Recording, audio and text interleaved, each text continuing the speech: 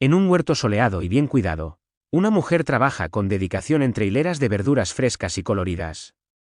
Lleva un peto verde y una camiseta blanca, ropa cómoda y práctica para la jardinería. Su cabello castaño está recogido en 2 trenzas, lo que le da un aire juvenil y natural.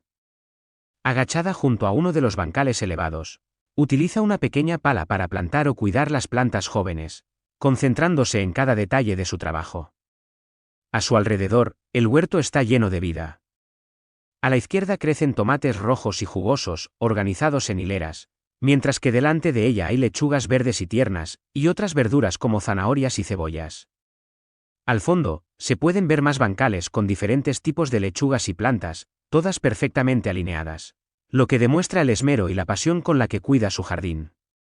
El césped es verde y bien cortado, y el huerto está rodeado por una valla de madera azulada que le da un toque rústico y acogedor. Los árboles en el fondo proporcionan sombra y frescura, creando un ambiente tranquilo y armonioso. La luz del sol ilumina suavemente la escena, resaltando los colores vivos de las verduras y el verdor de las hojas. Se nota que la mujer disfruta del contacto con la naturaleza y del placer de cultivar sus propios alimentos, dedicando tiempo y esfuerzo a cada planta. Este tipo de actividad no solo aporta productos frescos y saludables, sino que también ayuda a relajarse y desconectar del ritmo acelerado de la vida diaria. ¿Y tú? ¿Te gustaría tener tu propio huerto y cultivar tus propias verduras?